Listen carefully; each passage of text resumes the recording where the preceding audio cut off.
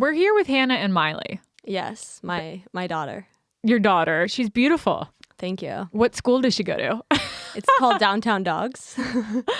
It's so cute. Grandparents pay for the tuition. Oh, really? Aw. Hannah's dog is just laying on top of the table right now like a perfect little angel. I've never seen a dog do this before. She loves flat surfaces, like hard flat surfaces, because I think she gets hot. So it's nice. She loves like spreading her legs.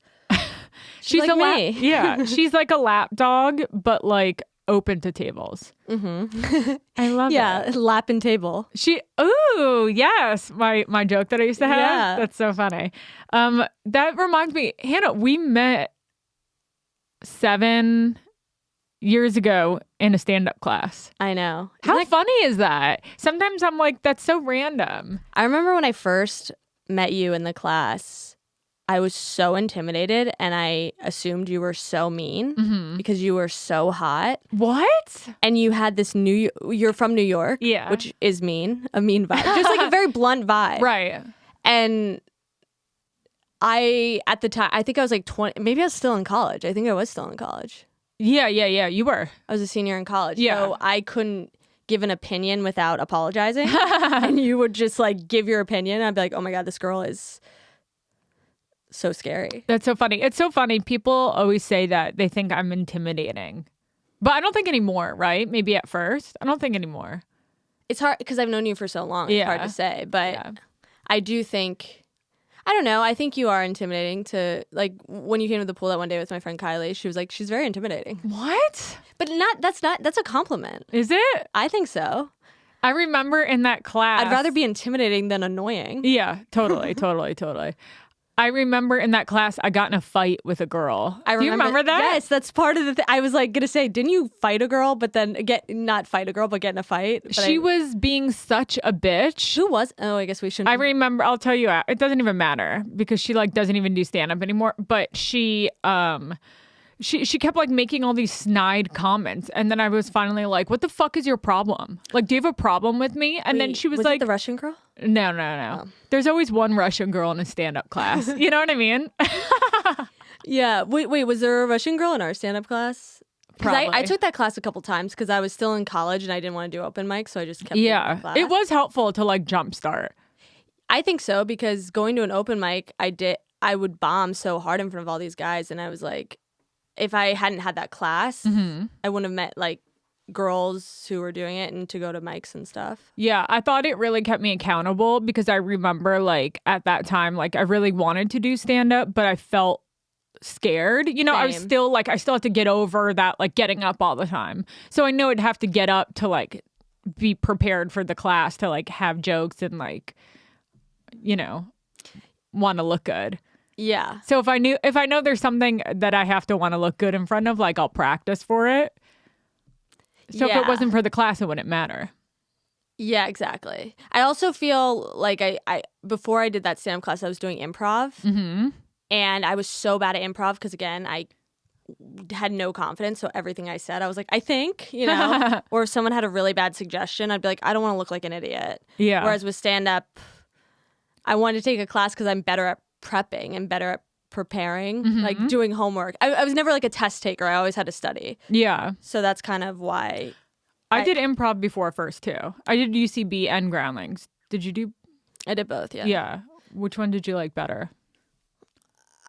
I really didn't like either of them, honestly. I don't know why I did it for so long. I guess Groundlings felt more applicable to acting. Like you could develop characters, whereas improv was more about UCB was more about just like being quick.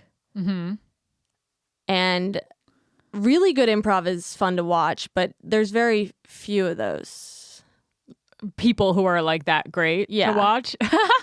Yeah.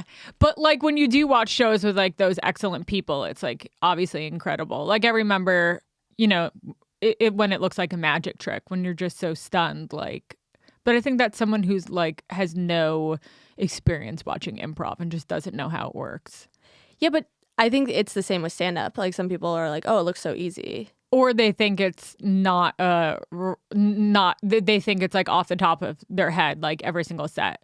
Like I remember my friends being like, oh, do you have like a whole new set? And it's like, no. Yeah. I hate that. I know when my brother always says that. What new jokes are you doing? I'm like, don't come. Have you ever done like a show and then or like 2 shows in a night and then people come to the second show from the first show and you notice them in the audience and you're like, I don't want to do the same set just because of this one specific group of people and you're giving them so much power? No, but that makes me feel kind of bad that I don't have fans following me to shows. Well, you would like fans coming. It wasn't for me. It was I opened for Jeff Garlin at a show and then it was at Flappers. And then the second show was like a Flapper show. And this family stayed for the second show, just like wanting more comedy with like different people. But I was on the second show. And I was trying to do like the same jokes because they were like new and I was trying to, work them out. Yeah. But before I started stand-up, my college boyfriend, I told him I wanted to do stand-up. So our first date, he took me to a stand-up show.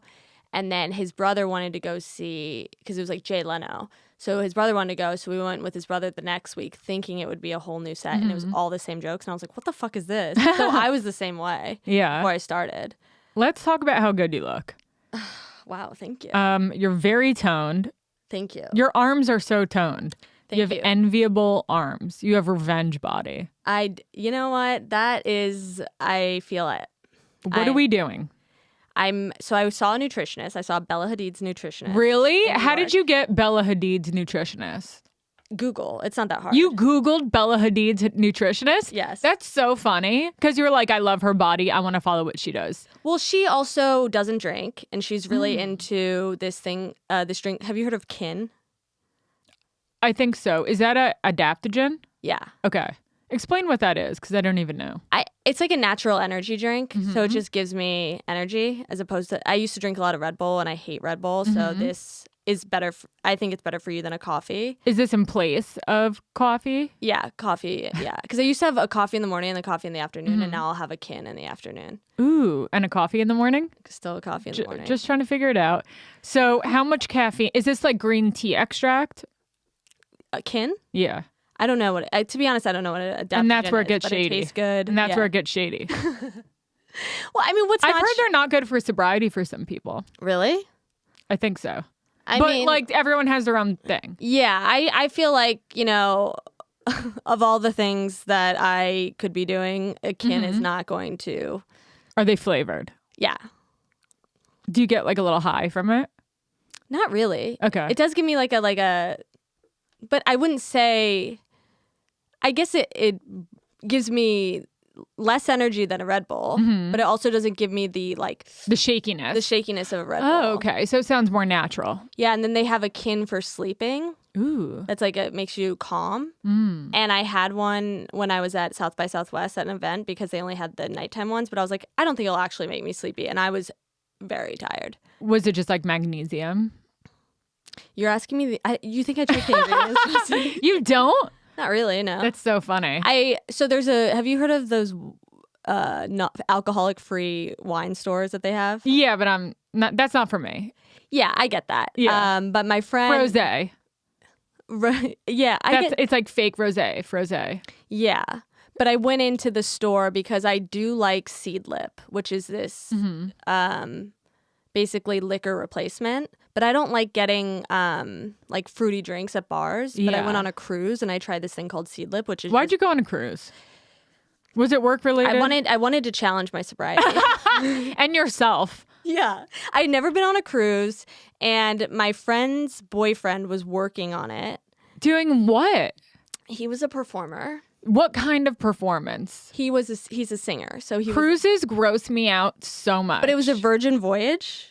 Okay, is that a better brand than Carnival? It's what's his name, Virgin. Oh, so there was purple lights in the aisleway? Exactly, but he launched this cruise he launched the cruise this year. Oh, so it was brand new, and it is a 5,000 person capacity or maybe it's 2,500 person capacity, but there were only 500 people on the ship. Now you're talking. Yeah, so it wasn't crowded. Okay, so tell me more. The food was really good because it's all every restaurant is included, but they're all restaurants. So they had the Korean barbecue, they had an Italian place, and it was all great food, which you don't expect on a cruise. How long are you on the cruise?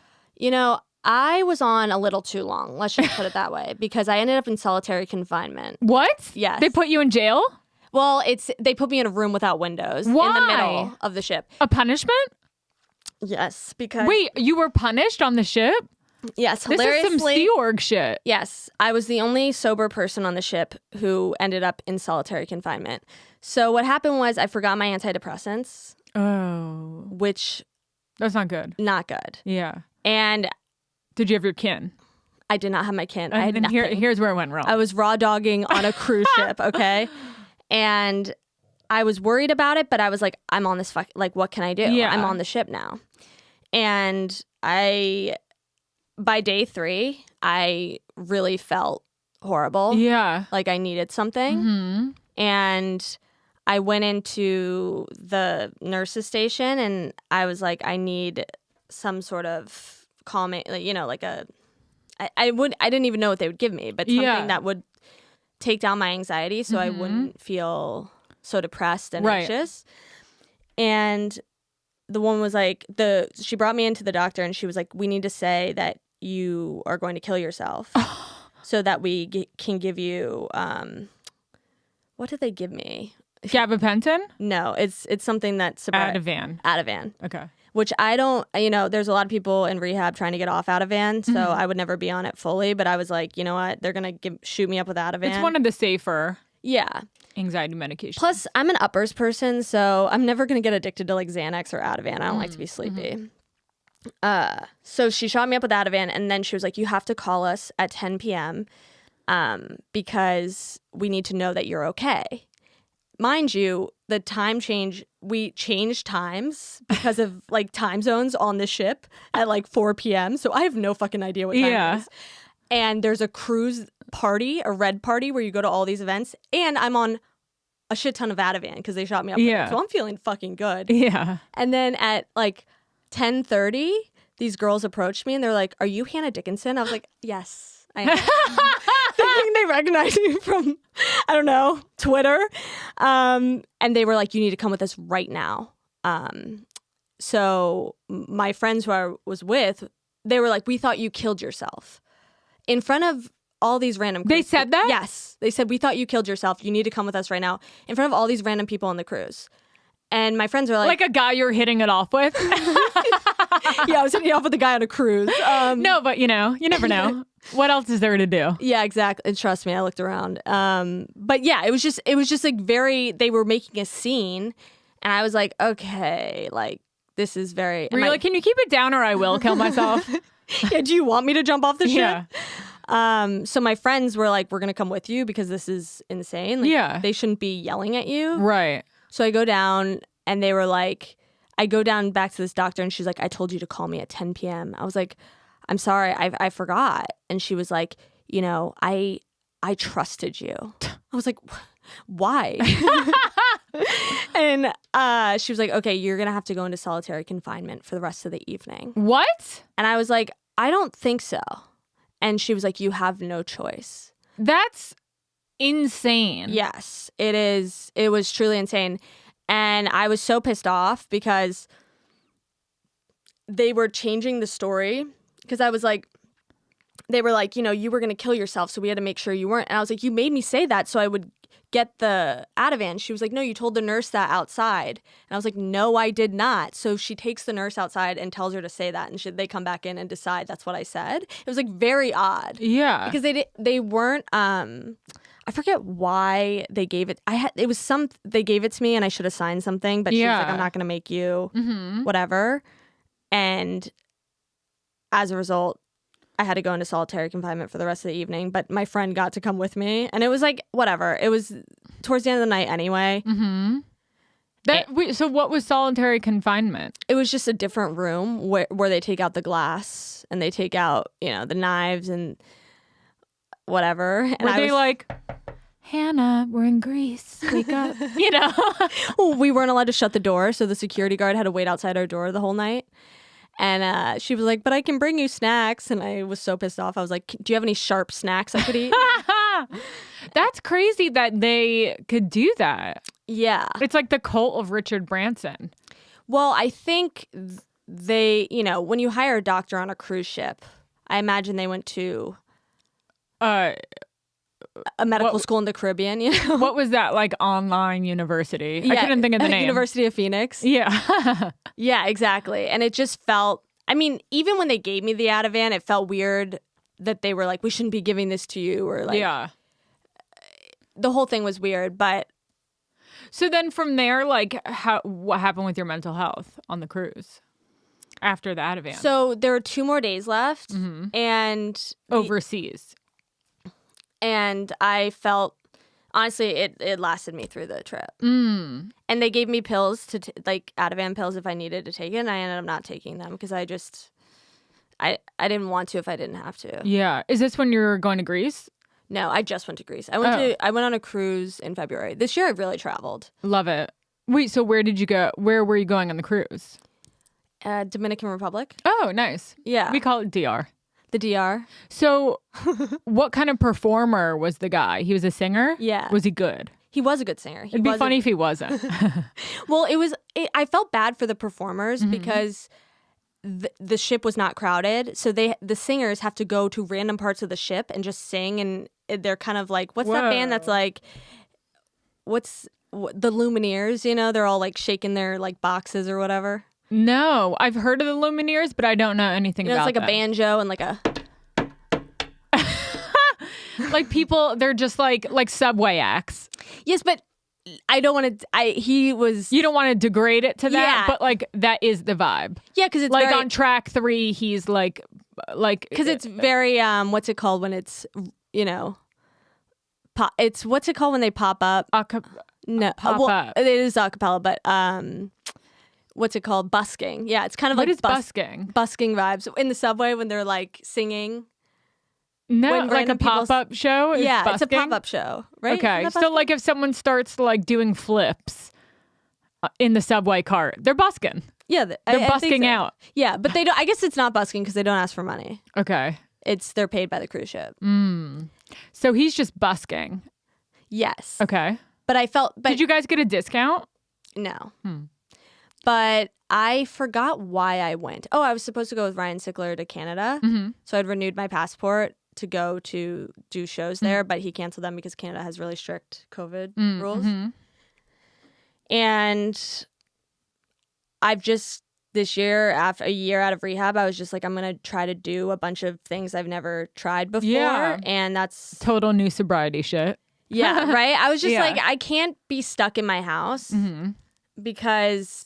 You know, I just wanted to like explore the world. Yeah, and it's like the first time in my life I could afford it. So I was like, I'm gonna go on this cruise, and I am never gonna do a cruise again. Never. So what? Okay, so you're on the ship, and then once you get to the location, DR, how like do you spend 3 days there off the ship? No, like, you just spend a day. So that's it. So you're just on the water the whole time. Pretty much, yeah. I would hate that. Did you feel like claustrophobic? Were you like, I've had enough? By the end I had enough. And do you get seasick at all? No, it was actually really comfortable because the beds, it's the purple lights or whatever. And then they have TVs in these little beds. And I had my own room. Like two of my friends shared a bigger room, but I think I would have felt really claustrophobic if I had shared a room with someone. Even though they were bigger, it just, you're in this little... Feels like you're camping, kind of. Yeah. And then when you went to Greece, did you go to Mykonos? That's where I went, yeah. Did you go to Namos, that beach club? Which one's Namos? It's the one with the blue and white striped chairs. I don't know. I went on that strip of all the beach clubs. It's what, by Scorpios? Did you go to Scorpios? Oh, yeah, I did. Yeah. When that's like apocalyptic beach club. Yeah, that's like connected to Soho House. Right. How'd you like Mykonos? When we landed and we were like driving past all the rocks and it was like really dry, I was like, not what I thought. Really? But then I ended up liking it. But at first I remember being like shocked at the landscape. Oh, I loved it. Yeah. So my friend is living abroad because she works remotely, so she's doing Airbnbs That's 5 amazing. weeks at a time. Yeah. Oh my God. She doesn't have social media. She's like a very cool person. And I was going to London and Amsterdam for my birthday, and she's like, will you come to Mykonos? Or Mykonos? I don't know. I don't know. whatever. Miley and I will excuse it. Is it Mykonos or Mykonos? I think it's Mykonos. Okay. Some people were saying Mykonos, and I switched it to Mykonos, but I always thought it was Mykonos. You know, 2 white women just fucking it up. Tony? Yeah, you can look it up. Yeah, but I really don't want to be wrong. Also, I'm sweating. Are you hot? I'm a little hot, but Mykonos. So, and I it was what I expected. I feel like photos looked like Greece to me. Mm-hmm. But I kept getting lost because she lived in the town. Yeah, and it was designed that way. My mom gave me a travel book for Greece, and I gave it to the girl when I got there. I was like, I'm not a reader. You're like, here's Fromers from my mom. Yeah, that's what it was. That's what every mom gets. They're like, get Fromers. It's like the one travel book that they had. Yeah, I loved Mykonos though. It was really pretty, amazing food. It was cool. The town is so cute. I know. I spent so much money just shopping because they have the best shopping. Yeah, so fun. I want to go to Santorini though. I know. Me too. That's where I didn't. I think that's the vibe that I kind of had been expecting, but I just didn't like how there was no beach access, so that's why I didn't go there. Oh, I didn't realize that. Because I think you're just on a cliff. But that's like the more like what you think of when you think of Greece, like the sisterhood of the traveling pants Greece. The riding the donkeys? I never saw that. But like the blue and white vibe. Yeah. Don't they ride donkeys? Isn't that a thing in Greece? I don't know. I don't know if about a donkey. I never even saw any animals in Greece. Yeah, me either. But I asked my friend, I was like, do we ride donkeys? And she was like, where the fuck did you hear that? Like, it's like we're not in Guatemala. But I swear in Sisterhood of the Traveling Pants, they did ride a donkey. But I could be. They might have. Completely making that up. So how'd you like Amsterdam? I didn't love it. Yeah, I haven't been there. I always want to go because I love Soletti. It's an interior design, like funky. Mm-hmm. They have mirrors and lamps, and I like Scotch and soda. So I really like the vibe of very eclectic, design and art. But when I got there, it smelled like shit, and I spent a lot of money on the Airbnb because I was like, "This is for my birthday, whatever." And our Airbnb smelled like shit the whole time. Ew! And it was like everything smelled. It was just the bathroom because of the sewage, because it's a canal city. Yeah. Gross. Was it like a different experience to be there sober? I guess. I felt like going from London to Amsterdam and knowing I was going to Greece. It was actually a really nice reset because it was quieter and we didn't go out at all and I didn't really want to. Yeah. But I did have sex with a guy. Okay. A Dutch guy. And he was probably uncircumcised. Circumcised. And tall? Oh, interesting. Tall though. Yeah. Was he hot? He was hot. What city had the hottest guys? London. It's tough to say. I maybe Amsterdam. The Bumble in Amsterdam was more impressive. So tall. Everyone's so tall. I love tall. Yeah, but this guy, I guess I shouldn't say this. No, come on. The penis. Yeah. Not proportional to the height. So it's small. It was just why can't you say that? It was small. Why can't you say that? I don't know. It wasn't like it wasn't. But I was just for someone of that stature. I've seen that. I hooked up with a guy who's 6'11", smallest dick ever. That's got to be tough because it definitely looks smaller. That's happened twice of guys who were, and then another guy who was like 6'9". That sucks because that just means they're gonna die sooner. Tall guys don't live long. Really? Imagine a tall old person. It's like a golden retriever. My grandpa was like 6'5" and lived to like 98. Oh, well, then maybe I'm wrong. I want to get back to the nutritionist. Okay, yeah. Right. You Googled Bella Hadid's nutritionist. You actually got the answer off Google? I might have Googled like a model nutritionist. Love it. Okay. NYC models. Walk me through this process. Google. The first meeting. So the first meeting, I only ended up doing 2 or 3 meetings because I tried his diet plan. Not going to happen. Mm-hmm. What's their diet plan? And this is what a model's diet plan would be? Well, it's just this guy who was a chiropractor, but he went back to school to learn about nutrition because he used to be a crackhead in San Francisco. And basically he got sober. Yeah. And was like, how do I change my life to be as healthy as possible? Mm-hmm. And it's a lot of things you don't think about. Like, so he measures how hydrated you are, mm-hmm. How you're breathing. So he measures your breath to see, because a lot of all stress is related to your breath, because if you're breathing correctly, you won't be stressed. Like if you're, that's getting enough air in, like oxygen to your brain. Yeah, exactly. Oh.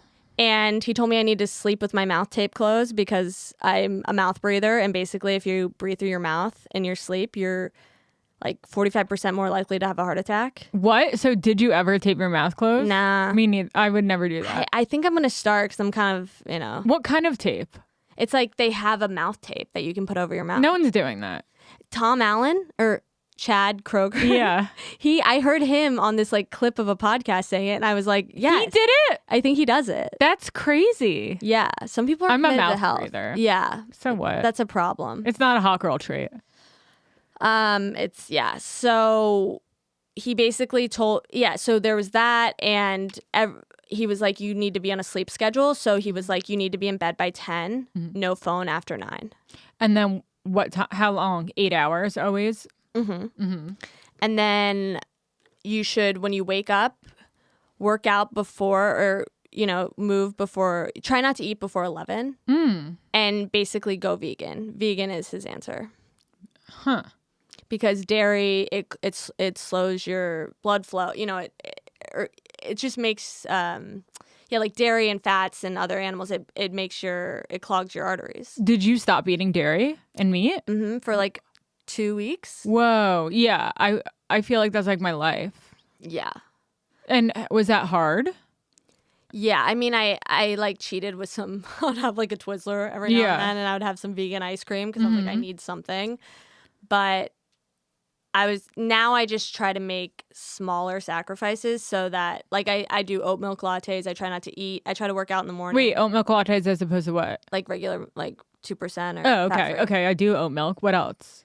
I'm trying to lose 25 pounds. Well, he says for working out, because I did berries and SoulCycle a lot, and I had a SoulCycle bike in my apartment, and he was like, that is not gonna. He's like, you burn more fat or burn more fat at a lower heart rate.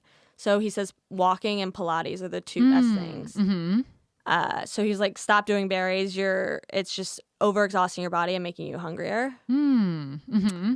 And did he say like how long a day you should be walking, or like the amount of steps or time that you put into it? I 10,000 steps. Yeah.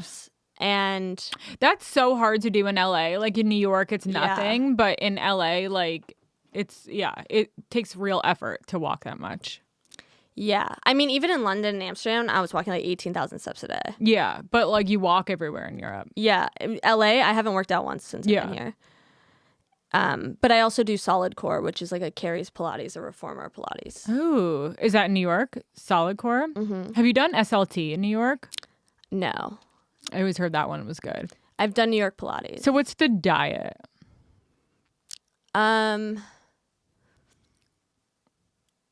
I just don't eat as much. Like you're cutting portions in half? Yeah. It's portions. What's a breakfast, lunch, and dinner? I'm trying to think of what I ate today. I had like honestly, I've only eaten this like leftover pasta that I had. But you can have pasta, so you can still have fun. I don't really. It's more portion control. I guess I just don't eat a lot, if I'm being real. I'm like, Hannah, what's a diet? And you're like, it's nothing. It's an eating disorder. It's a full on eating disorder. No, it's just I don't. I feel like when I lived in LA, I was really heavy. Not really heavy, but I was a lot heavier. Mm-hmm. And I was constantly thinking about food because I was constantly trying to diet. So I was like, oh, I'll just eat all these almonds, which is a lot of calories. So I was so focused on my next meal because I was like, I need to plan it out, that I was constantly thinking about food. Yeah. And well, I see that for people. Like I've seen people who are I feel like people who are constantly obsessed with dieting sometimes are like never losing weight. And I'm always like, oh, I wonder what they're doing exactly. It's portions a lot. It's so much portions. Like they're like, oh, I can have a huge salad with all this shit in it and think that's still okay. Yeah. Okay. And they finish the whole salad. Yeah. Or that's what I did. I mean, I would never really look at the calories. I'd just be like, oh, I'll have this huge salad, and then not think about the bread that I was consuming at the beginning of the meal. Like I just kind of used to eat mindlessly, or I'd eat in front of the TV. Yeah, so it's like also like controlled, like, well, not controlled, but like not having like a lot of stimulus going on. Yeah, and I also think cutting drinking just Totally. I mean, that's... Do you feel like a huge change from that? Yeah. All around? Yeah. Well, because, I tried to get sober since I was, 23? Yeah. I could never do it. And once I hit a year, which was a month ago, or even before a year, thanks. Maybe about, I'd say 9 months in, I was like, wow, like, I cannot believe I drank for as long as I did. Because there was always like a small temptation up until like 4 months ago, you know, like a. What changed? You feel like you just like hit the point where you're like, I'm used to it now? Yeah, I think like going on a cruise and traveling and like having fun without it proved to myself that I could do it. And I think about that cruise, what it would have looked like with me drinking, and it would have been a lot more regret than being in solitary confinement, you know? Yeah, we call that playing the tape. Yeah, my sponsor used to say that all the time. When I would, at the beginning, was like, ugh, I want to drink. She's like, play the fucking tape. And also what happened to me was so horrible. Like I should have lost my life. I always feel like it was just like a really terrifying experience that just thinking of that moment just like gives me the chill, like just give me the chills right now. Yeah. And I can't imagine drinking. There's never been a fun time drinking that could tempt me over what happened, you know?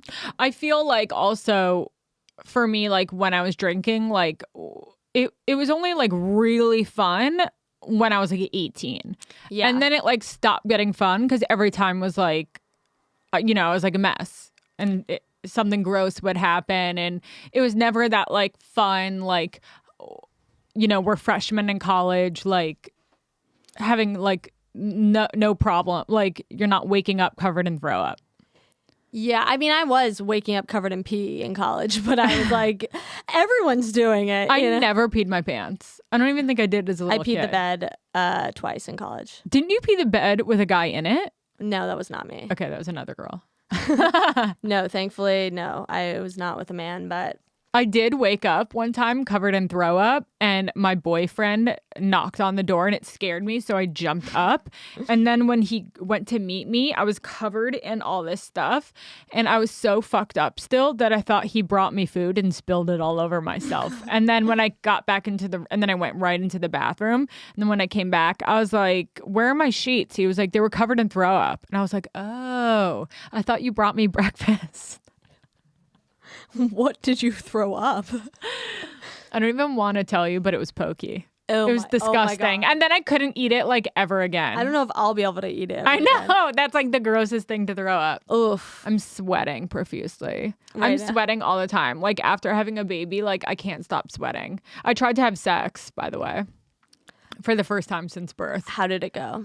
I made him stop. It was so funny. It was like, so I finally got cleared by my doctor, and like this was 2 months later, and like I was so fucking terrified. All I had in my head was like the vision of like giving birth when he was like trying to have sex with me, and like birth is so fucking traumatic. It's straight up trauma. I believe it.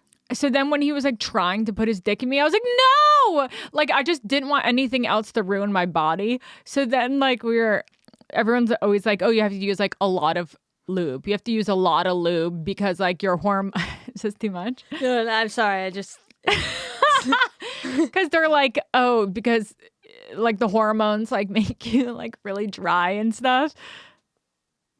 Miley, you okay? And her head's turned away. She's spayed. She doesn't get it. And we were using coconut oil. And then Steven's like, we can't use this. Like, we're not hippies. We need lube. Like, this has to be medical. Like, this isn't like cutting it. And then like I made him stop 3/4 the way in, and I was like, I just can't. Yeah. I'm just gonna have to work my way up to it. I don't know how people do it. I mean, just It was scary. you're not making me want to have a child. That's for sure. Did you want to before this? I've been thinking about it. I guess since I got sober, I'm like, Yeah. I guess I could have a kid. What else am I doing with my body? Yeah. But I'm not sure if I want a kid. If I found someone who I wanted to be the father of my child, maybe, and I was in a financial position to do that. But I also don't. I was never the kid who was like, oh, I can't wait to get married and have kids. You know, I've always wanted to perform and be an actress and Career driven. Yeah, I always imagined myself when I was a kid like, oh, I'm going to be an actress. So I think now I want a kid because all my friends are moving with their boyfriends and getting engaged and getting married, and some have had kids. So I feel like I should want that, but truly, I don't know. Yeah. Well, you have plenty of time. You're very young still.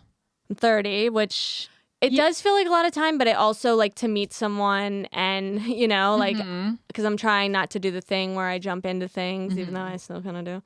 And it's so hard. It's so hard. It's so hard to like not hook up with someone right away too, because I really do think that makes a difference. I really think that guys will put you into a category if you hook up with them right away. Like it took a long time for me to realize not to send a guy like a naked photo of me bent over with my legs spread like right away. Because I would do that like it was like, nothing. Take me to dinner first. I would send the craziest photos to guys because I loved like taking pictures of myself, and I was like into my body when I was in my 20s. You know what I mean? You like feel hot and you're just like taking pictures all the time and being like, no. Yeah, no, but I don't know if I agree because I think it's. And then I was like, what's his name? Well, I guess for some guys, I do think that is true for some circumstances, but I do believe if you're meant to be with someone, it doesn't matter. Like I do think it's not like I'm just thinking about I just went to this wedding in Memphis and I met this guy and he happened to live a block over from the apartment I just bought, so literally we're neighbors. Oh. And he was so hot. He was so successful. I was like, this is my husband. He like knew my boss at Friday beers. It was crazy. And I didn't hook up with him that night. I didn't even kiss him. Like we like held hands. We spent, had such a great night together. Yeah. And then he was supposed to be on my flight back and he missed it. But he was like, let's go to dinner tomorrow night, made a reservation. And then 2 hours before we were supposed to go to dinner, he texted me that he's actually kind of seeing someone in San Francisco. What? And I was like, yeah, it's like, he was like, I should like talk to her. I should go. I'm seeing her this weekend. So let me figure it out this weekend and I'll text you. I'd be like, no. I was like, okay. I was like, for sure. Anyway, he does text me when he gets back from the weekend. And I'm like, but just like casually, just like trying to chit chat. And I'm like, so what's up, dude? He's like, no, we still haven't figured it out. And I was like, okay, well, text me when you do. And that was 2 months ago. So I think if I had slept with him, I probably would have felt like, oh, it's because I slept with him. But I don't think but I didn't sleep with him. And I think people are just emotionally hung up or like, there's... Yeah, I think you never know what the situation... Like, there's so many other things that could be just sleeping with someone right away. Yeah, and I honestly kind of wish I had slept because I'm like, I kind of want to see that dick. And now it's like, I probably never will. Well, if he's your neighbor, you'll probably run into him. But I'm like, at this point, not even attracted to him because I'm like, I hate like that caught shit. up with something else. Yeah, and it's also like he's like 5 years older than me, and it's like, get your shit together.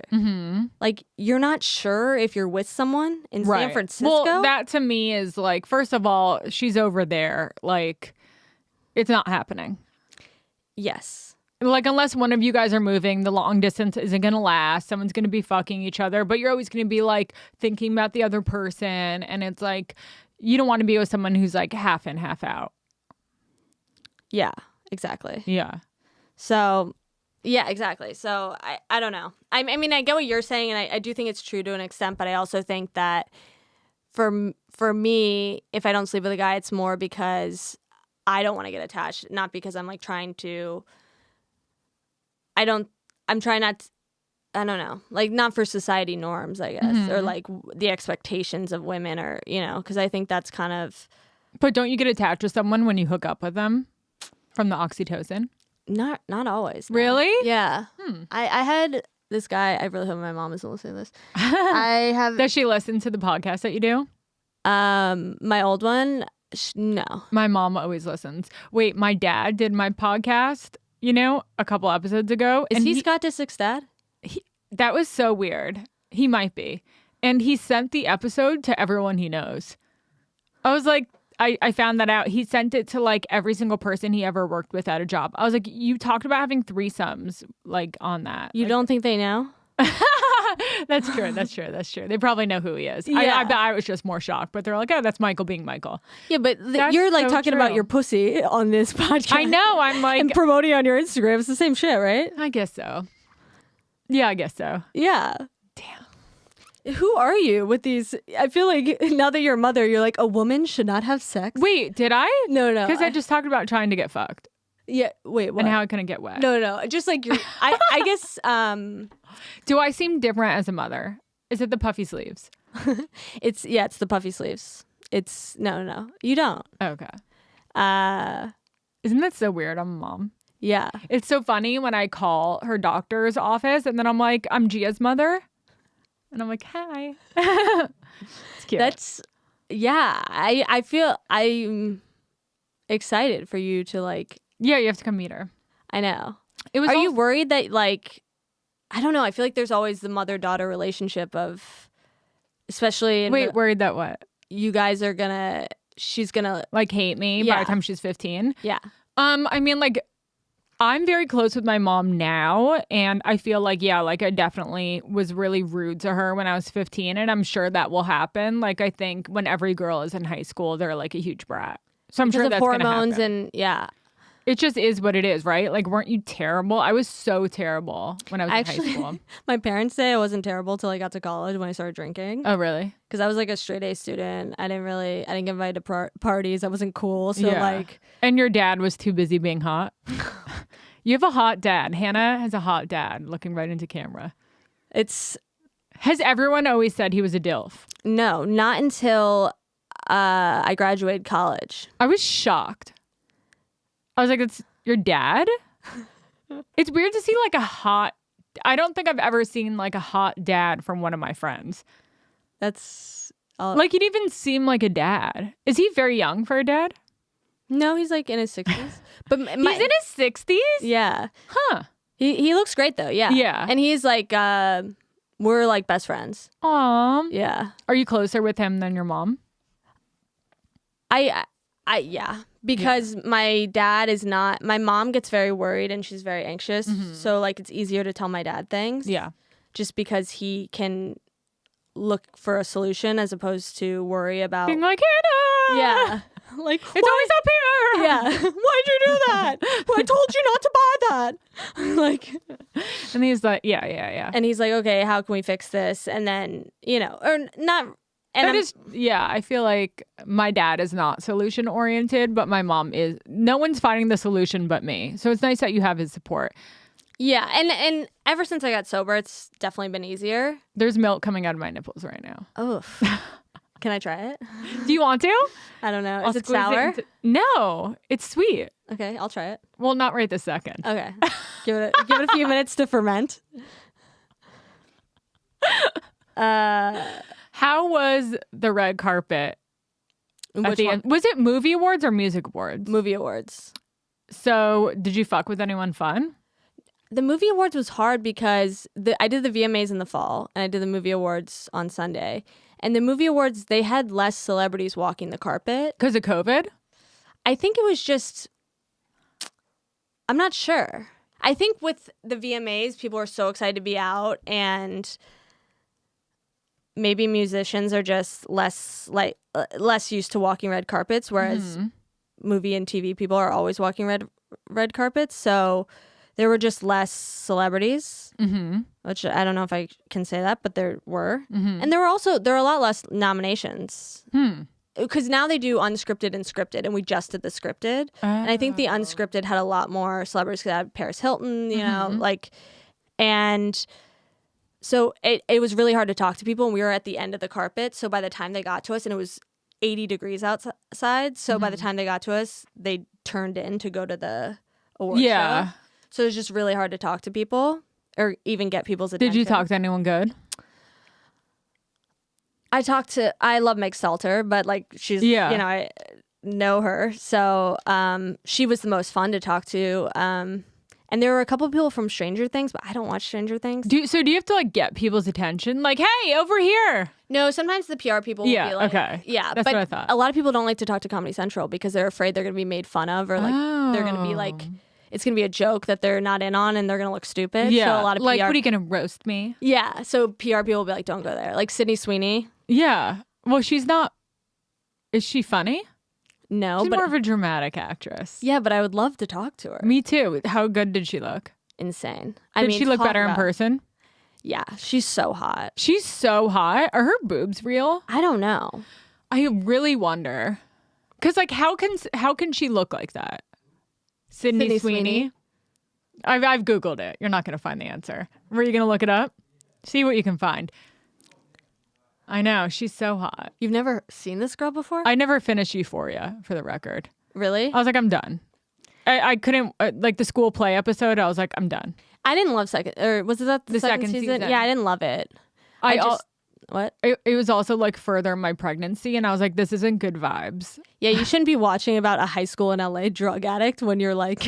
It was just like too heavy. Yeah, I get that. Yeah. I didn't really... When did it come out? I'm trying to think if I watched it before or after rehab because I had the same... After. I kind of had the same feeling. Like, I ended up watching the whole thing, but I would skip a few weeks because I was like, I don't want to watch this tonight. Yeah. Oh, so I did a Q&A, and one of the questions we had originally... Your flashlight is on. Oh, God. That you're I'm officially old. a mom. I'm old, yeah. And one of the questions was, who do you have a celebrity crush that's not good looking? What is your celebrity crush that is not good looking? Ooh. Maybe Jonah Hill? Which Jonah Hill? The current one? Okay. So skinny Jonah Hill. Yeah, but I would take the fat one. You know, I take the good and the bad. Yeah. You know, like, I don't think he's hot, but there's like something sort of like sexy about him. And like, I don't know if I could imagine myself fucking him, but can we agree there's something about Steve Buscemi? No. That's just because he's famous and he's a talented actor. There's nothing about Steve Buscemi. If you saw Steve Buscemi in a bodega, I'd be so uncomfortable. No, but he had never been in a movie. He just worked at a bodega. Okay, that was his life job. Maybe he owned the bodega. We'll give him that. You wouldn't fuck him. No. So you just are attracted. You're a star fucker. No, I think it's his talent. I think I don't know. It was ever since I saw Ghost World. Did you ever see that? It was an older movie. No. When Scarlett Johansson was like a young girl. No, I didn't see it. Was it good? Yeah, it was good. It was cool. But he was like kind of hot in that. Ghost World. Or like Reservoir Dogs. Okay. And who do you have like that? Like someone who's like kind of gross. I mean, besides who you just mentioned. I'm trying to think. I know I would have one. Like you didn't like Nicolas Cage. No. There's something interesting about Nicolas Cage. He's no one ever. He's a psycho. You know how he always plays a psycho? Yeah. I love a psycho. I mean, I love a psycho too. But I also think all of his movies are extremely boring. Have you seen Wild at Heart? No. It's amazing. Is it? Yeah, it's so good. It's him and Laura Dern. It's a David Lynch movie. It's so fun. Have you seen Leaving Las Vegas? Half of it. Excellent. Raising Arizona. All his early 90s movies are my favorite. Yeah, I feel that way about Vince Vaughn. He was so hot. So hot. Did you see the episode of Sex and the City he was on? Yeah. I love that episode when they go to LA. Yeah. And he is he's an assistant. Yeah, Carrie Fisher's assistant. Yes. Yeah. That's funny. Okay, let's go now I'm trying to think of an ugly celebrity. Fuck. I'll think of it. Like I could see you wanting to fuck like Elijah Wood. Oh yeah, totally. Ew. But like I don't find him hot at all. Yeah. Or like Daniel Radcliffe, like a weird fairy kind of guy. Everyone says that. They're like, Hannah, you like guys with runners' bodies. Really? I don't. I don't think. What is your type? That's a good question. You don't know? Well, so usually it's just like a guy who works at a bank, just pretty bland, but like it's just like a guy who played lacrosse in high school. I could see that. Yeah. So he's an asshole, like a preppy asshole. Yeah. Because I'm from Virginia, so that's okay. That's what I was raised on. Mm-hmm. Like, what celebrity do you think is so hot? Ooh, I think Nick Braun is hot. Oh, really? Yeah, like that vibe. Yeah. And I'm trying to think of who, like, what Succession Nick Braun or Zola Nick Braun? Zola.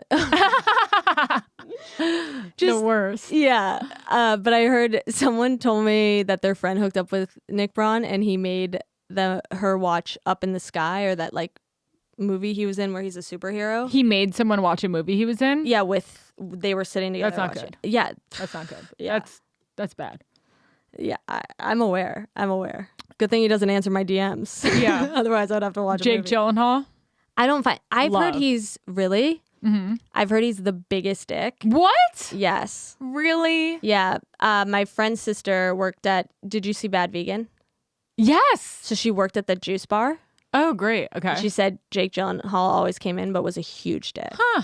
I'm surprised. Really? I like that. Did you like that documentary? Yeah, it was so good. So do you think that she really, was she really that unaware of this guy? Because they kind of left it open slightly, like if she was in on it or not. Did you see the Brittany Murphy documentary? Yeah, it was horrible. What? I thought it was so good. Really? Why did you think it was horrible? I watched the first one. The Hulu, wasn't it like on Hulu or something? HBO Max. Oh. Okay, so keep going then. But it's about how she kind of got brainwashed by this guy. And he ended up killing her. Mm-hmm. And by the end, she didn't have an agent, a manager. She didn't have her own phone. She didn't have her own email. Or her mother, because she was now fucking him. Yeah. He was her makeup artist on a movie, and they show her makeup in the movie, and she's literally, her lips are everywhere. Her eye makeup's everywhere. That's how far he took it. Yeah. He was, because they were both so drugged out. But I don't think she really knew what was happening. Mm-hmm. So when I saw Bad Vegan, I don't think she was at Brittany Murphy's level, but I also think you can convince yourself that what's actually happening is not actually happening. Mm-hmm. Totally. Like, I could see that, but even in her interview, like, it was interesting that they didn't have the opinion of like a psychiatrist, like talking about what exactly could have happened to someone like that in that situation. Yeah. Well, because the guy I dated before I went to rehab, that was kind of my downward spiral. He did a lot of really... like manipulation. Yeah. And gaslighting. Verbally abusive. Yeah. And this became a joke because I just said it and people laughed, but I was like, I wouldn't call him abusive because he told me not to. But it's true. Like, he would yell at me if I was like, that's a little control. Like, he'd be like, if you eat Chick-fil-A today, I'm going to break up with you. What? And I was like, okay. Or I said, I guess it was Baja Fresh, but... Well, I get that. Yeah, he had a point. Yeah. But I was like, that's a little controlling. And he was like, if you fucking call me abusive... Like, he was so crazy. Anyway, but I would never... In that moment, he broke up with me. Yeah. Because I was like, I need you to go to therapy. Like, this is... Mm-hmm. But I was very nice about it, and I still wanted to be with him, and I made excuses for why he said those things to me or that I deserved it. Mm-hmm. So I do think you can... And it was me in rehab telling my therapist about it, and he's like, that's abuse. And I'm like, no, not... And then he like pulled out this wheel of abuse The cycle of abuse? Yes. Wait, that's what snapped me out of my abusive relationship when I saw that. And I thought it was so helpful to see that because you're literally seeing like the information right in front of your face. And you can follow along like, oh, gift giving stage, honeymoon stage, like this stage. And they're making up. And it's like, you can't... Yeah, like, I'm like, when he bought me clothes and then took me to Miami. And then, yeah, exactly. Yeah. And then he told me his family thinks I'm trash. And then it goes around. Yeah. Yeah, exactly. Yeah, the guy before Steven, I had the same exact situation with him. And it's like you are under the spell. And then like once you're out of it, you're like, what the fuck was I thinking? Yeah, exactly. Mm-hmm. And so the Wheel of Abuse chart was so helpful because I think even when I was going into rehab, he had emailed me because I blocked him on everything. He had emailed me he had heard about what happened and blah, blah, blah. Mm-hmm. And he wanted to be there for me. And I was tempted to like respond. Yeah. But then I saw the Wheel of Abuse chart and I was like, okay, it just makes it so clear because you're like, I'm being sensitive. Because that he would say, you're so sensitive, you're so dramatic. And I'd be like, oh, right, I am. But then when you see a chart that's like, you know, it spells it out. And then, you can just follow along and kind of like put it together. And interestingly enough, I saw him like a week before I left for Europe. So it was about a year since I had last seen him, almost to the day. And I ran in, he was like walking on the street and I saw him and he was getting into his car because I spent so many hours helping him decide to pick out. And I'm like, oh, good for him. He got it. And I truly felt like it was so satisfying to see him because I felt nothing. And I felt like I am so different than I was a year ago. And I would have never even swiped right on your app. Yeah. And Isn't that crazy? It's and then crazy. you're like, ew, what was I thinking? And then you're almost like embarrassed everyone knew. Yeah. I know. I said it to my friend. I was like, he was so gross. She was like, yeah. I was like, it's like, why didn't you tell me? And it's like, we did. Well, my friend didn't. She was like, you seem to like him. So I didn't want to say he's like clearly a cokehead with a, you know, he's like an overweight cokehead. It's like, what are you doing? But yeah, it's just, and I was like, he did have a lot of drug and alcohol. He has abuse issues too. And I was just like, I am so happy that I am out of that phase where like, I'm just so different than I was a year ago. And thank God. And it continues like on and on. Like the more you're sober, it's so crazy. Yeah. Just like so many things continue to unfold. And I'm so different even after 3 years. Like you just continue developing and it's cool. Yeah, it's nice because I do feel like with the timing of everything that happened last year, that I never really believed in God or believed in, you know, the universe or whatever it is. And now I don't have a specific God or specific religion, but I do believe there's a power greater than myself because I just, there are things that I cannot explain and that just feel right. And like, it's just like my feelings in my body have, it's hard to describe, but like I have better intuition now and like my therapist. Well, it's also like starting to listen to it. Like it was probably always there. Like I always like whenever I was getting fucked up, I'd always be like, I should not go to this person's place right now to do coke all night. But like I would ignore that. Like you always have that thought, but you don't listen to it really. And I feel like once you get sober, you get like more of an opportunity to like hear it.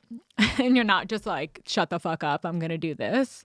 Yeah. And it's even with dating, like I'm able to draw boundaries and be like, okay, don't talk to me until you're done talking to that girl. Whereas if I was drinking, I'd be like, let's meet up, you know? Yeah. And that's self-worth too. Like that grows. I feel like I didn't have any self-worth until like a couple of years of sobriety.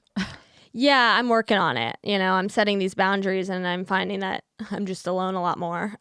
Yeah. But it's better because I know that quality, not quantity. Yeah. Yeah. And also my because I always said I wanted a boyfriend, but like my actions, it was very clear I did not want a boyfriend.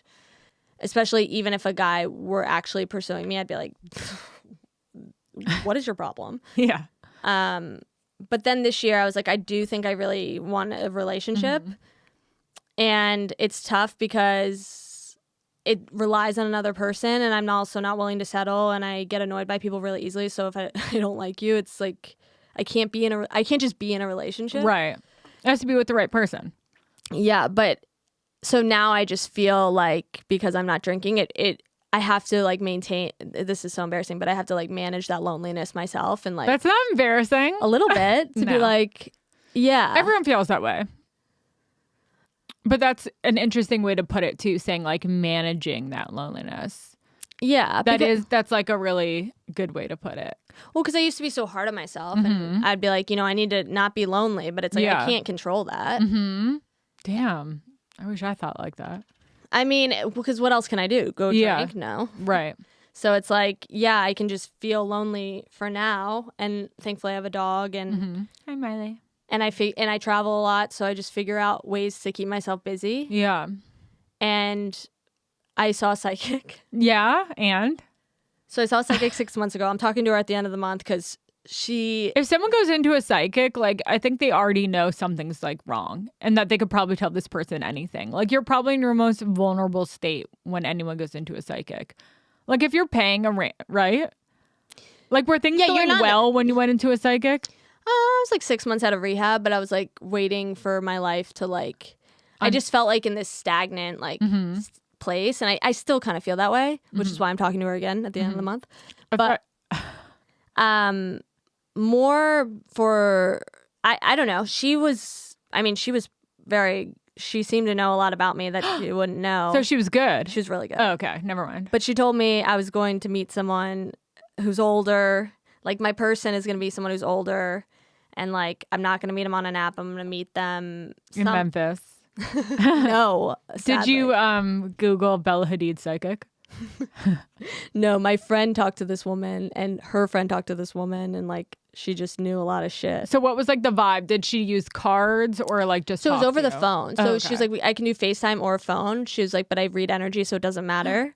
But some people think I'm a scam if I do it over the phone, but it's totally up to you. And I was like, I'll look at myself the whole time. If it's FaceTime, I'll shoot it over the phone. And it was 30 minutes and she was just like immediately like, you're worried about money. And it was weird she said that because I was waiting. It was just like that week I was really, it was like that week specifically, I was in this financial weird place. And I hadn't told anyone because it was like a very big stress that I didn't want my parents to know because I didn't want them to start freaking out. But then she was like, basically, stop stressing out. It's all going to work out. And then it ended up working out. But it was just weird. Immediately, she picked up on the exact feeling I was having that morning. Whoa. You know? And then she was like... And then you're like, I'm listening. Yeah. I was like, okay. And she said my grandmother's name and she... What? Yeah. She was like, oh, Janet's here. She's very... Wow, she's really loud. Like, and my grandmother is loud. She's very blunt. And she was like laughing. She was like, oh my God. And that was my grandmother. Like, wow. Did that make you cry? No, it makes me happy because I'm like, it's nice to know that, or think at least that there's something on the other side as opposed to just like nothing. And it doesn't feel like it's easier to live in the moment knowing that. How much was the psychic? It's like $150. Okay. I don't think that's that bad. That seems, if for a good psychic, I think, I don't really pay for psychics. I think the days of $10, $20 psychics are gone, right? Yeah, those are just people with a fake storefront. Yeah, exactly. Yeah. Okay. You know, you're paying for their scarves. Yeah. It's a drug front. Yeah. But yeah, she just, for me, it was like therapeutic because she was like, you're so worried about being a spinster and like never meeting anyone, which I am. She's like, stop. You're like so desperate to find home. And I was like, okay. Psychic's calling me desperate. That's accurate. But, yeah, she told me I was about to meet him. So now every time I see an old guy, I'm like, what's up? Like, should I wheel him across the street? That's so cool. Oh my God. I want her number. Do you have to ask questions or does she tell you things? She just says everything and then she gives time for questions. But I didn't really have any questions. But now I do. I'm like, where is this fucking guy? Was anything wrong? Like, I don't know about that. Not really, no. Wow. But now that it's been 6 months, I was supposed to meet this guy. I'm like, where is he? Yeah. Well, that's why I thought I met him. You know, yeah. And I don't think he is it. But I do feel like, this is going to sound weird, but I do feel like I'm getting closer to finding my person. Yes. Because, yeah, I just know what I want more. Tony's like combing his hair. Yeah. I feel like he might be in this studio. How old are you, Tony? I'm like, what's older in psychic years, you know? Yeah. Like, it's just saying older. Is it like Richard Gere or is it like someone 5 years older? But here's the thing. If he's older, I want to meet him soon because he's obviously going to die before me. Let's get the show on the road. How old? I don't know. Like, what are his benefits? Does he have, like, is he into his 401k? Is he AARP? Yeah. Yeah. The last guy I hooked up with, he was like in his 40s. And I was like, this is the one. I one time fucked a guy who was like basically on an oxygen machine. Next question. Wait, no, not. What do you mean? He was basically on an oxygen machine. He was so old. Wait, why? Like 100% in his 80s. Okay. It was like wait, but why did you fuck him? Me and my girlfriend did together in New York. I think she thought we'd like get something from it. Oh, he didn't even pay you up front? Can't remember the story accurately on the microphone. Yeah. Okay. Well, it was like in a townhouse in New York. Yeah, anyone who's like, in their who doesn't have an 20s. apartment number, yeah, they're getting fucked. Yeah. Makes sense. It was gross. Okay. Next question from Steven. Craziest thing you've seen at your family's business? Oh, right, because my parents do crime scene cleanup. Yeah. But also water damage, fire damage. But I lead with crime scene because I'm dramatic.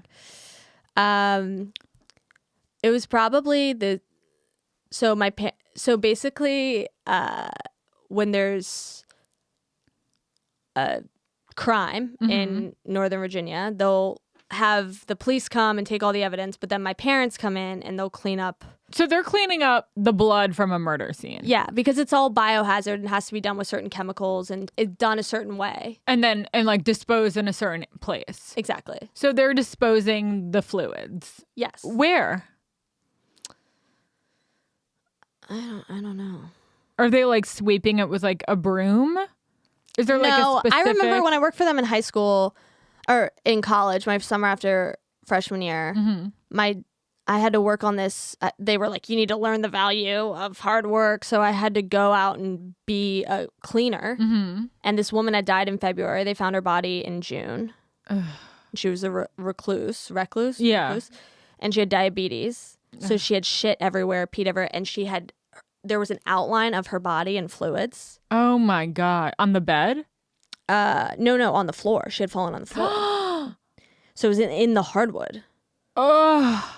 And I think that was so when I went in to do I went with my dad to do the estimate, which is where you assess. Yeah. Because she was also a hoarder. So it was like her house was full of shit. And so me and my dad show up to this house and he looks at me and he's like, she cannot come in this house. Like she's way too young. And because it smelled so bad. So they had to air out the house for days. And then they cleaned up the biohazard and that goes into like specific trash or whatever. And then everything else got taught. We had dumpsters in the driveway to like throw out all her shit. Was there part of you that was like, I want to go in? Yeah, kind of. But I'm also really sensitive to smells. So I was like, also fine to chill in the truck. Yeah. But I was like curious. I was like, someone tells me I can't do something. I'm like, well, now I want to go in. So then what was the craziest? Was that the craziest thing? Well, that was the craziest thing I experienced. But this story, so... this ex-Navy SEAL and his wife, they were in their 60s or 70s, and their daughter got pregnant, and they didn't want her to keep it because the father was in a gang, and they didn't think it was appropriate to have a child that would be a part of the gang and bring the wife into the gang. I'm like holding my breath. Yeah, so the gang, the boyfriend sent gang members to kill the parents, these people in their 70s. And not knowing that he was a Navy SEAL. Oh, shit. So this is a movie. Yeah, so they came in with knives, and this Navy SEAL, and they started stabbing these old people. And the guy held these gang members off and started, somehow took the knife and was stabbing them back. Whoa. And the wife ran to the window and screamed for help, and a neighbor heard, and they survived. So they lived. God. And the gang members got so scared because they were getting stabbed, they ran off. Yeah. But they caught them because a guy's bloody sock was left in the house. Yeah, so they can get the DNA. Yeah. But my dad... How did his sock fall off? You know what? I don't know. It's like, we went in there to stab someone and you lost the sock? It's like, why are you wearing socks? I don't know why they were Italian. Yeah. Yeah, an Italian mob.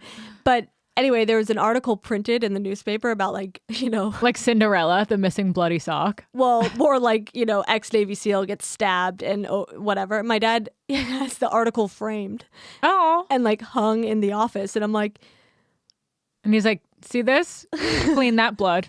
Dispose that sock. But it's like this like really gruesome headline that's like framed in our, in the office. So yeah, if you're proud papa. Yeah. It's like, how are you involved in this? What about that? Felt like it needed to go next to your Harvard certificate. Yeah. Wait, so he goes on the scene of the crime with things, or at this point, do they have people who work for them doing it? They do, but my parents still work. Like they'll still do estimates. Because they're like, Hannah, we got to get in there and like, we just love to get in there and like smell that. Like, decaying. They like the drama of it. Yeah. No, it sounds exciting. I think it's, I mean, a lot of it's mold cleanup and water damage and like sewage. So a lot of it's not exciting. It's really disgusting. And it's really gross work. But I think what's interesting, which is something I noticed the summer I worked there too, people don't clean their homes when they have service people come over. Because it's almost like they don't realize that people are coming. They don't consider the fact that the people in these suits or like in a polo coming to see your house are people that can see your like 12 dildos on the coffee table. Like it's just like very like. Wait, what do you mean service people? Like, you know, working. It's a blue collar job. So just being a service worker and going into someone's home, it's like. But if you're going in to clean a hoarder's home. But it's not always a hoarder. So like if there's a fire or something, if someone had a fire, a kitchen fire. Oh, and you're cleaning and you're doing like a general cleanup and they're still not putting away their 12 dildos. Yeah, exactly. It's like, I don't know if I should be offended that you don't think I have eyes or you don't think it matters because, but not that you have to get your house ready like a guest, but I do feel like there's this, it's just very odd to me that no one, or maybe that's just the way people live and I'm not. Yeah, my mom grew weed at our house when we were growing up, when I was a kid. And she was hanging like all of the, I guess like marijuana plants upside down on like clotheslines in our basement where the laundry like room was. Your mom's like weeds. Yeah, she did. And then she said a plumber came downstairs and she was like, pretend you never saw this. And he was like, lady, I've seen a lot of weird shit. And then she had to give him some.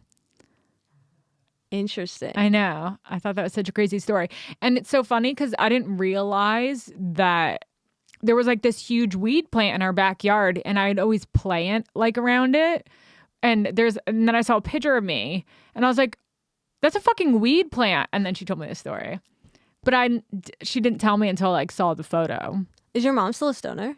No, she didn't. She was like, I didn't even like smoke. We did it for an experiment. And I was like, huh? And then not even to make money, just is that what she means? That's what she claimed. But like my dad I think was more of a stoner than she was. I do think she might have just been into gardening. And then I remember I was like, I want to grow weed. And then she goes, I was waiting for this day. And she was dead serious when she said this. And she came downstairs and had this like box with like a special seed in it. And she was like, I've been saving this seed. Like, let's plant this seed. And it was like giving a you weed plant. It was like giving you her wedding dress. Yeah, she's like, I've been waiting for this day. Yeah, totally. I always knew this day would come. She never. It was a weed in like a special box. That is odd. I know. And then I guess you don't wonder why you have addiction. What? I guess that makes sense, right? To have addiction. I feel like totally. I know. I learned about my dad's side of the family, and I'm like, yeah. Obviously, I'm an alcoholic. Yeah, totally. But I didn't learn that till later. Mm-hmm. Oh, like finding out more about them and then things click together for you. Yeah, and the alcoholism that like runs on both sides and like, because I guess parents wouldn't want to talk about like an adult in the family having alcoholism. Yeah, but I think it's important because I don't think my family ever talked about it, but I just could tell from certain members of the family. Well, I had this vision of an alcoholic as someone who like drank in the morning under their bed, like a very Lifetime movie. And I think that's because I was sheltered from like the reality of like what it can mean. Yeah. But it could mean just like someone at 5:00 every day, then they drink like 3 bottles of wine. Yeah. But that's not really, in the suburb, that's not really an alcoholic. That's a mom. A sucker mom. Yeah, totally. I know that is true. They give it like a funny name. So one more question. How did you overcome your fears to finally start doing stand-up? You're inspiring to me. Someone said on Instagram. I just had to say that wasn't from me. Was that Steven? No, it was someone else. I guess it was that. I don't know. I guess.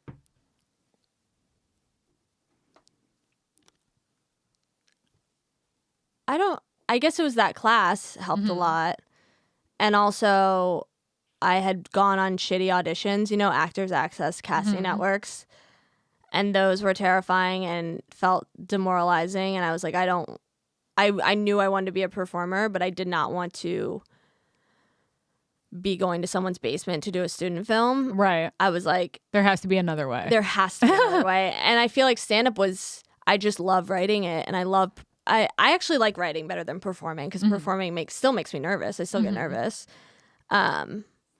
There's nothing worse than spending all day writing and then going to do a show and bombing every joke. And you're like, well, that was the day. But I think it's just, more just like my like I just love it, and that's what I wanted. I've wanted to perform my whole life, so more than fear. And I'm like scared of everything else. Like I'm scared of spiders. I'm so heights. afraid of spiders. I'm scared of bugs. Yeah. I'm scared of snakes. I don't like heights. I don't want to go skydiving. No, like, never. I never want to go skydiving. I never want to go bungee jumping. No. Like I don't want to jump off like a rock. Yeah. You know those people who do that? Yeah. It's like I don't think the thrill would outweigh like the anxiety leading up. You know what I mean? Like woohoo! Like jumping off like 1,000 feet. No. Yeah. I'll stay here. But I think also it's like, what does that prove? That's not going to prove something to me, you know? Right. Like quitting drinking is proving something to myself. And some people are like, I just want to do it to say I did it. It's like, no one cares. I need that rush. Have a Red Bull. Have a can. Yeah. You're going to tell me about your skydiving experience? I do a line of coke, you fucking loser. You don't need to jump off a building. Yeah, exactly. So I guess everything is so scary to me. So stand-up is like less scary than a spider or a cockroach. Yeah, that is true. How funny. Miley, any thoughts? Thank you for coming. She's had really bad diarrhea. Oh, really? Mm-hmm. Where'd you feed her? I think she's just nervous from stress, but I was feeding her like turkey.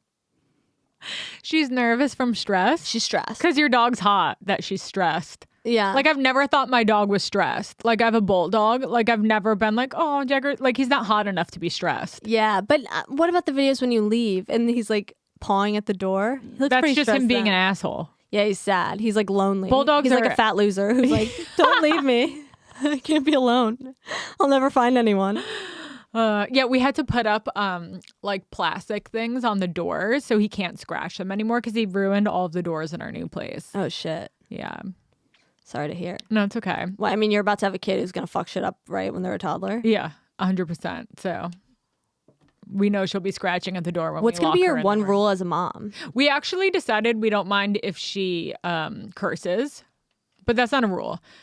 Like a one rule. Yeah, you're actually giving her more freedom. I don't know, like a rule. I have a feeling that Steven and I are going to be subtly competing to be the cool parent. Like, I don't think any one of us... It's not going to be subtle. I don't think, like, any one of us wants to be, like... bad cop? Yeah, bad cop.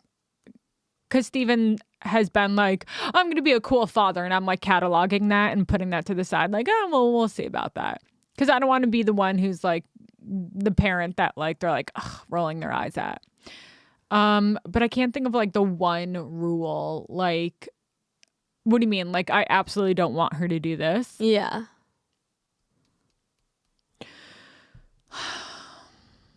I don't know. Like, what would be a rule for you? I haven't thought about it. Yeah.